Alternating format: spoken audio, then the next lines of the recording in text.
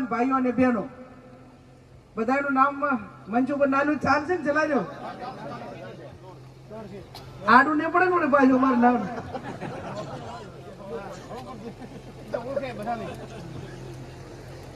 આપણે બધા ઉપર દયા ખાવાની છે લગભગ સમય કરતા 2 કલાક મોડા આવ્યા 7મી તારીખે લોકસભાની ચૂંટણી છે આ બધા આગેવાનોએ વાત કરી મારી આપ સૌને 2 હાથ જોડીને વિનંતી છે કે આ ચૂંટણી એ સંસદ સભ્ય બની જવા માટે કે કોઈ સ્ટેટસ કે વ્યક્તિગત મેળવવા માટે આ ચૂંટણી હું નથી લડતી આ ચૂંટણી જ્યારે મેં ટિકિટ નથી માંગી અને બધા આગેવાનોએ ધારાસભ્યોએ પ્રદેશના નેતાઓએ એક જ વાત કરી કે ગેનીબેન તમે ધારાસભ્ય તરીકે ચાલુ છો પણ આ બનાસકાંઠાની અસ્મિતા માટે તમારે ચૂંટણી લડવાની છે બનાસકાંઠાને ગુલામીમાંથી છોડાવવા માટે આ ચૂંટણી તમારે લડવી પડશે હું અત્યારે ધારાસભ્ય છું આ વિધાનસભામાં આ ભારતીય જનતા પાર્ટી કે ભાજપ કોંગ્રેસ કરતા પ્રજા જોડે કોઈથી એક બહારથી આવેલા વ્યક્તિનો વ્યવહાર એ મારો થરાદ તાલુકો હોય વા વિધાનસભા હોય કે બનાસકાંઠા જિલ્લો હોય એની સાથેનો કેવો છે એ તમે આ બધા નજરી આંખે જુઓ છો ચૂંટણી આવે એટલે આગેવાનોને બોલાવીને નોકરીઓ માટે વાયદા આપવામાં આવે ગામમાં ડેરી હોય તો એ બીજી ડેરીઓ ખોલવા માટેના વાયદા આપવામાં આવે કોઈનું છોકરું બહાર નોકરી કરતું હોય તો બદલી કરીને લાવવા માટેના વાયદા આપવામાં આવે જ્યાં સુધી ચૂંટણી ના પતે ત્યાં સુધી બધે લંકે હોણું બતાવવામાં આવે અને જેવું 5 તારીખે વોટિંગ પતી જાય અને ફોન ઉપાડવાનું બંધ થઈ જાય એટલે બધા બધે જામીન થયા હોય ગોત્યા ના મળે અને ઘરધણી તો કદીએ ના મળે કોઈનું દવાખાનાનું કામમાં હોય પ્રજાનો પ્રતિનિધિ હોય એટલે કરાવવું પડે કરે ને એની જવાબદારીમાં આવે અને એ દવાખાના વાળાના ઘરે જઈ અને એમની આજુબાજુ ફરવા વાળા વિડીયો બનાવે અને એવું કહેવડાવે કે અમારા આ સાહેબે અમને જીવતા રાખ્યા અમારા ઘરે દવાખાનું કરાયું ને તમે માનવતાનો ધર્મ નિભાવ્યો હોય તમે માનવતાનો કોઈ સત્તા ઉપર ના હોય તો પણ કામ કરે છે તમે તો પ્રજાના પ્રતિનિધિ તરીકે સરકારમાં બેહાડ્યા અને કોઈને દવાખાનાનું કામ કરી આલ્યું હોય ને તો એના માટે કરીને ઘરે ઘરે ફરીને તમારા લોકોને વિડીયો બનાવવા માટે ના મેલાય આ તો એક પ્રજાનું અપમાન કર્યું ગણાય જે પ્રજા દવાખાને કોઈ માણસ ગયું હોય એને તમે ઘરે જઈને વિડીયો બનાવો એટલે કેટલી હદની વાત છે આ એક અશોભનીય વર્તન એ આ સમગ્ર વિસ્તારની અંદર થઈ રહ્યું છે ત્યારે મારી આપ સૌને 2 હાથ જોડીને વિનંતી કરું છું કે કોઈ પણ ચૂંટણી નાની હોય કે મોટી હોય એક તમારે સરપંચની ચૂંટણી હોય મોરથલ ગામની કે ગમે એની તો એ ચૂંટણી લડવા જે ઉમેદવારો ચૂંટણી લડવા માંગતા હોય અને એનું ઉમેદવારી ફોર્મ ભરે અને ઉમેદવારી ફોર્મ ભર્યા પછી એ મતદારોનો સંપર્ક કરે કે ભાઈ અમને મતદાન આપજો જ્યારે એ પ્રજાનો પ્રતિનિધિ પંચાયતનો હોય કે લોકસભાનો હોય ત્યારે મતદારોએ વિચાર કરવો પડે છે અને વિચાર 3 પ્રકારનો કરવો પડે છે કે જેને આપણે ગ્રામ પંચાયતના સરપંચ બનાવવા જઈ રહ્યા છીએ અથવા તો લોકસભાના સંસદ બનાવવા જઈ રહ્યા છીએ એનો પોતાનો ભૂતકાળ કેવો છે એનો વર્તમાન લોકો સાથેનો વ્યવહાર કેવો છે અને આ આગેવાન માટે આપણે ભવિષ્યમાં કયા પ્રકારની આશા અપેક્ષા રાખી કેશું આ 3 પ્રકારનો આપણે વિચાર કરીને વોટિંગ કરવાનું હોય છે મારી વાત સાચી કે ખોટી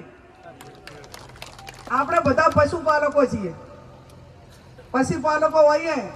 એટલે આપણે ભેંસ કે કોઈ ગાય વેચાતી લેવા દઈએ ને કોઈ એક હગુવાલું આપણે કરવાનું હોય તો 5 ગંઢિયા હગુવાલું પૂછવા જાય ત્યારે એની માં કયા ગામની છે વેવાણીનું મોહાળ ક્યાં છે એનું પિયર ક્યાં છે એ કયા કુળમાંથી આવે છે ભેંસ લેવાની હોય તો એના સેંકડા કેવા છે એનું બાવલું કેવું છે તો તમારે 50,000ના પશુ લેવાનું હોય અને ફેમિલીનું હગુવાલું કરવાનું હોય ત્યાં આવડું મોટી વિગતો મેળવી અને ભેટીનામું કરો ત્યારે આ કરો છો તો તમારે 20 લાખ પ્રજાનો પ્રતિનિધિ ચૂંટવાનો છે અને 20 લાખ પ્રજાનો પ્રતિનિધિ ચૂંટવાનો હોય ત્યારે તમારે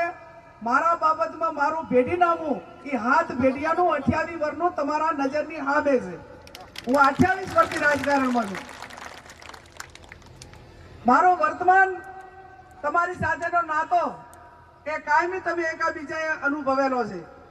જો ભૂતકાળ તમે મને જાણતા હોય, મારો વર્તમાન સમયમાં તમે મને ઓળખતા હો, તો તમારા ભવિષ્ય માટે હું ક્યાંય પીછેહટ નહીં કરું એની આપ સૌને હું ખાતરી આપું છું. આપ સૌ જવાબદાર આગેવાનો છો અને જવાબદાર આગેવાનોની જવાબદારી વિશેષ થાય છે. આ બધા આગેવાનોએ વાત કરી. આ વિસ્તારમાં મારો 20 વર્ષથી દરેક ગામની અંદર સમૂહ લગ્નની વાત હોય, વ્યસન મુક્તિની વાત હોય,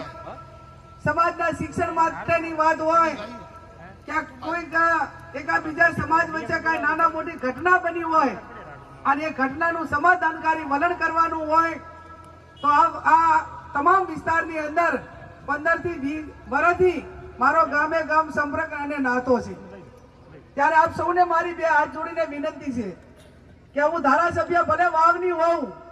પણ મેં ક્યારે થરાદને વાવથી ઓછું નથી રાખ્યું. થરાદને પણ મેં મારું કાયમી મારો પોતાનું છે એમ કરીને કાયમી મેં રાખ્યું છે. ઠાકોર સમાજ આ મોટા પ્રમાણમાં છે, એમને મારી બે હાથ જોડીને વિનંતી છે કે આ ઠાકોર સમાજ માટે મેં ક્યાંક સમૂહ લગ્ન માટે કામ કર્યું હોય, મેં ક્યાંક વ્યસન મુક્તિ માટે કામ કર્યું હોય, મેં ક્યાંક આવનાર સમયમાં દીકરા દીકરીઓને ભણાવવા માટે સંસ્થા કઈ રીતે ઊભી થાય અને આ તમામ કામો માટે હું ગામડે ગામડે તમારા માટે 15 વાર રખડી હોઉં અને રખડી હોઉં ત્યારે તમારી પાસે તો વોટ લેવા હું પહેલી વાર આવું છું. આ જિંદગીની અંદર મારો 28 વર્ષની અંદર પહેલી વખત હું તમારી પાસે વોટ લેવા માટે આવું છું. તમે તો મને આપશો, પણ તમે આજે 75 વર્ષમાં તમામ સમાજોને વોટ આપ્યા છે. પંચાયતમાં આપ્યા છે, જિલ્લામાં આપ્યા છે, તાલુકામાં આપ્યા છે, લોકસભામાં આપ્યા છે. ત્યારે હું 28 વર્ષે પહેલી વખત તમારી પાસે વોટ લેવા આવી હું,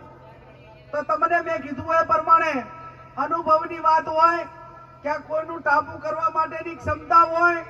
અને તમને પોતાને બધાને એમ લાગે કે ગેનીબેન ના અમારા પોતાના છે, એમને ગોતવા માટે પાટણ કે અહીંયા નહીં જવું પડે, બેન ભાભર જ મળી રહેશે. અને કોઈ વચ્ચે હોય કે ના હોય, કોઈ આગેવાનોને મારા કામ માટે આગેવાનોને વચ્ચે લઈને નહીં આવવું પડે, કોઈ પીએને નહીં મળવું પડે. હું આજ સુધી મારો મત વિસ્તાર ન હોવા છતાં મેં બીજા કોઈને નથી મિલી. હું તમારા સુખ દુઃખના ભાગીદાર એ જાતે આવીને ઊભી રહી છું. કોઈ બીજાની ઘોડા પીએ મેળવાની સિસ્ટમ આ નહીં હોય, જાતે જ કામ કરીશું. અને જાતે વોટ લેવા આવ્યા હોય ને ત્યારે આપણે પ્રજાના સુખ દુઃખમાં પણ જાતે ઊભું રહેવું પડે. ત્યારે આપ સૌને મારી બે હાથ જોડીને વિનંતી છે કે આપ સૌ મોટી સંખ્યામાં હાજર રહ્યા છો અને 15મી તારીખે ફોર્મ ભરવા જવાનું છે. મારા દવાનિયા રાનવઘણ દેવા ભાઈ ઉભા છે, એમને પણ હું બે હાથ જોડીને વિનંતી કરું છું કે 15મી તારીખે ફોર્મ ભરવા જવાનું હોય ત્યારે મોરથલ માંથી 200 વંડા આવશે કે નહીં આવે? આવશે કે નહીં આવે? મારા કહેવાથી ગુલાબભાઈ